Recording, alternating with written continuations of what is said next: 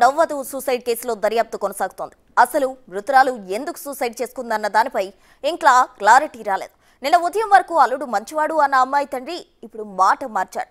మొదట తన కూతురికి పెళ్లి ఇష్టం లేకనే ఆత్మహత్య చేసుకుందని పోలీసులు కంప్లైంట్ ఇచ్చాడు.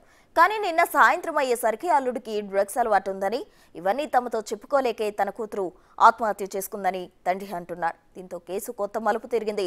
పోలీసులు మృతురాలి call data post mortem report ఆధారంగా దర్యాప్తు చేస్తున్నారు. 2 నెలల కిందటికే ఎంగేజ్మెంట్ అయింది. అంతా బాగా ఇష్టప్రకారంగా అయింది. మళ్ళీ 2 నెలల నుంచి అంతా అల్లుడు వాళ్ళు అంతా లోపరంగా అంతా ఓకే బాగున్నారు. 3-4 ఈ 8వ నెలలో 3-4 మ్యారేజ్ పెట్టుకునింది పాపది.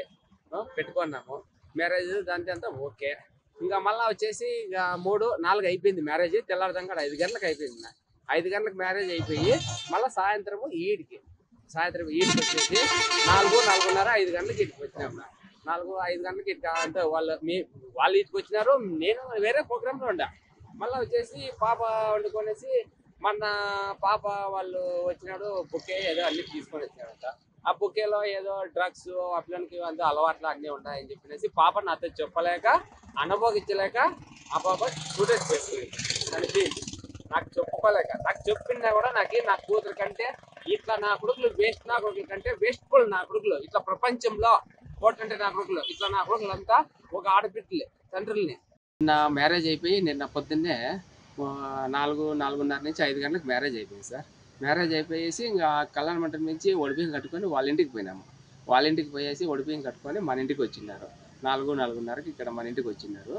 సరే మళ్ళీ ఇంకా ఇంటికాడికి వచ్చినాక వాళ్ళు పాప గారు అంతా రెస్ట్ తీసుకొని కొంచెంసేపు ఉన్నారు. మళ్ళీ ఒక 5-6-7 గంటలకి ఆ టైంలో మాట్లాడి సరే మా ఇట్లా అని పాప వండుకొని ఇట్లా నాకు ఇష్టం లేదు అది ఇది అని. మళ్ళీ ఎందుకమ్మా నీకు ఇష్టం లేదు అంటే నీకు ఇష్టప్రకారంగా కదా చేయండి అంటే ఇంకా సరేలే అని చెప్పనేసి మళ్ళీ ఆ పాప ఏం మాట్లాడాల. అనంతపురంలో వధువు ఆత్మహత్య కేసుకు సంబంధించి తండ్రి స్టేట్మెంట్ ఈ కేసు కీలకంగా మారబోతుందంటున్నారు పోలీసులు. మరిన్ని అప్డేట్స్ అందించేందుకు మా ప్రతినిధి యోగానంద్ అనంతపురం నుండి సిద్ధంగా ఉన్నారు. యోగానంద్.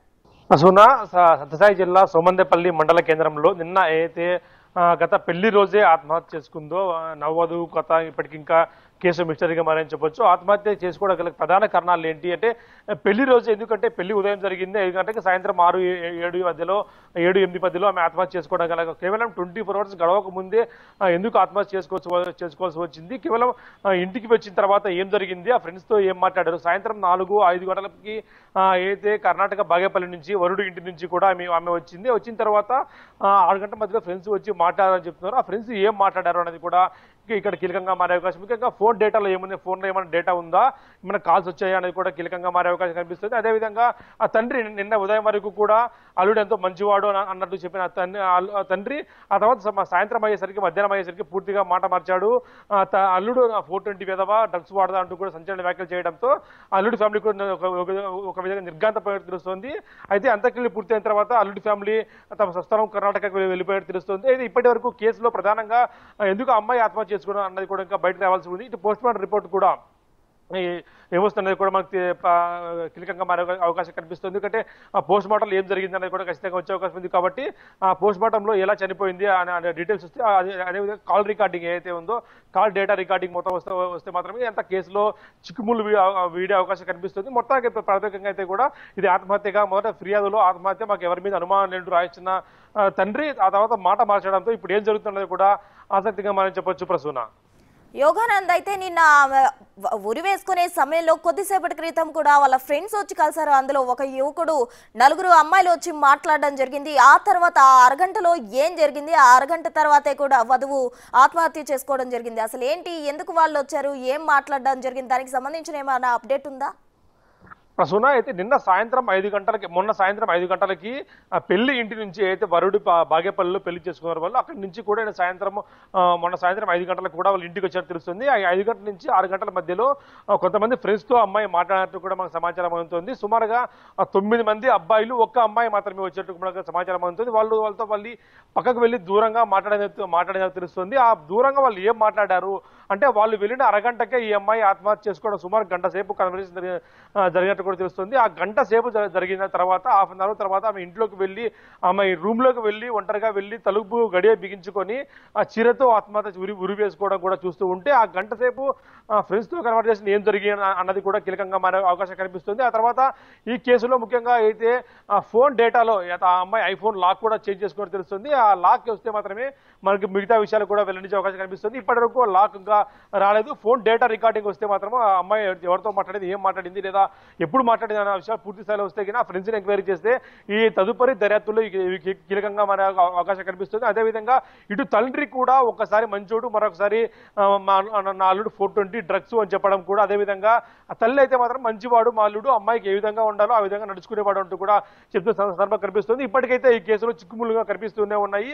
అమ్మాయి పెళ్లి ఎందుకు ఆత్మహత్య చేసుకుంది, ఆ తర్వాత ఫ్రెండ్స్ వెళ్ళిన తర్వాత అరగంట తర్వాత ఎందుకు ఆత్మహత్య చేసుకుంది, ఆ ఫ్రెండ్స్ తో ఏం మాట్లాడింది, ఇవన్నీ కూడా కీలకంగా మారే అవకాశం కనిపిస్తుంది. మొత్తానికి ఇవాళ రేపు పోస్ట్ మార్టం రిపోర్ట్ వచ్చిన తర్వాత, అదే కాల్ రికార్డ్ వచ్చిన తర్వాత దీనిపై పూర్తి స్థాయి దర్యాప్తులో అవకాశం కనిపిస్తుంది. ప్రసూన, యోగానంద్, మనం ఫొటోస్ కానీ విజువల్స్ కానీ చూసినట్లయితే వధువు ముఖంలో ఎక్కడ కూడా సంతోషం అనేది లేదు. అంటే బలవంతంగా వివాహం చేయడం కారణంగానే ఆమె ఆత్మహత్య చేసుకుంది అన్న అనుమానాలు కూడా వస్తున్నాయి. ఆ విధంగా ఏమైనా జరుగుంటుందంటారా?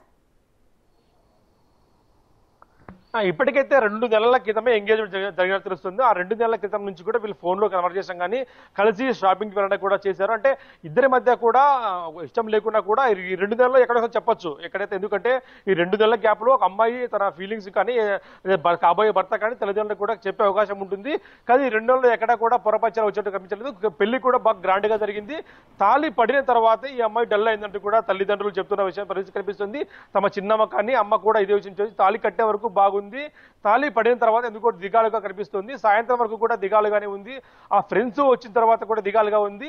అయితే ఆ ఫ్రెండ్స్ ఎవరైతే ఉన్నారో వారు ఇంతవరకు కూడా ఒక్క కాల్ కూడా చేయలేదు మాకు. అంటే ఎంత బెస్ట్ ఫ్రెండ్స్ అయినా పెళ్లికి 10 మంది వచ్చారు, కానీ చనిపోయే విషయం తెలిసే ఉంటుంది, మీడియా ముఖంగా కానీ వేరే ముఖంగా తెలిసే ఉంటుంది. కానీ ఇంతవరకు కూడా ఏ ఒక్కరు కూడా ఆమెకు ఎందుకు ఫోన్ చేయలేదు. ఆ అమ్మాయి ఇన్స్టాగ్రామ్ లో కానీ వాట్సాప్ లో కానీ ఎవరు కూడా కాంటాక్ట్ కాలేదు మాకు. అంటే ఈ ఫ్రెండ్స్ ఏమైనా చేసి ఉంటారా అనేది కూడా మాకు తెలియాల్సి ఉంది. ఎందుకంటే ఫ్రెండ్స్ ఏం చెప్పిపోయారు, వాళ్ళు పోయేటప్పుడు ఏం మాట్లాడి వెళ్ళారు అనేది కూడా మనకి కీలకంగా మారే అవకాశం కనిపిస్తుంది.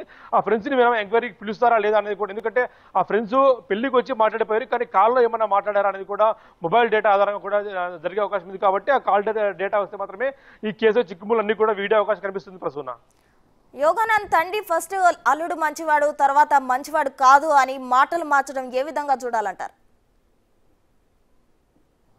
ఖచ్చితంగా మొదట చూసుకుంటే తల్లి కానీ చిన్నమ్మ కానీ లేదా ఇదంతా కూడా కుటుంబ సభ్యులంతా కూడా అల్లుడు మంచివాడు, మా అల్లుడికి మా అమ్మాయికి ఎలా చెప్తే అలా వినేవాడు ఈ 2 months లో కూడా, అదేవిధంగా ఆమెకు ఎలా పెళ్లి చేసుకోవాలని ఉందో అలాగే ఆ అబ్బాయి కూడా బిహేవ్ చేశాడంటూ కూడా చెప్తున్న పరిస్థితి ఉంది. ఆ అల్లుడికి ఉదయం 12 గంటల వరకు కూడా ఎక్కడ అల్లుడి మీద కంప్లైంట్స్ ఇవ్వలేదు.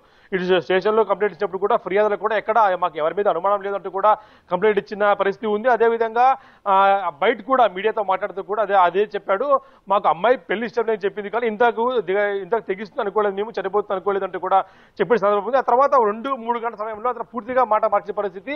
ఏదైతే పోస్ట్ మార్టం కి బాడీ అవుతున్న సందర్భంలో మీడియాతో మాట్లాడుతూ నా అల్లుడు 420 డ్రగ్స్ వాడతాడు ఇవన్నీ చెప్తున్న సందర్భం చూస్తే మన అనుమానాలు తావిస్తుంది అన్నది కూడా, ఎందుకంటే తండ్రి నిలకడ లేని మాటలతో పోలీసులు ఇక్కడ ఎంక్వైరీ కూడా స్టార్ట్ చేసినట్టు తెలుస్తుంది. ప్రసూన, అయితే మొత్తంగా చూసుకుంటే అయితే పోస్ట్ మార్టం రిపోర్ట్ ప్రాథమిక నివేదిక కానీ ఇటు కాల్ రికార్డింగ్ కూడా వస్తే మాత్రమే ఈ కేసులో అన్ని చిక్కుముళ్ళు వీడతాయని కనిపిస్తుంది. Prasuna, thank you Yoganand.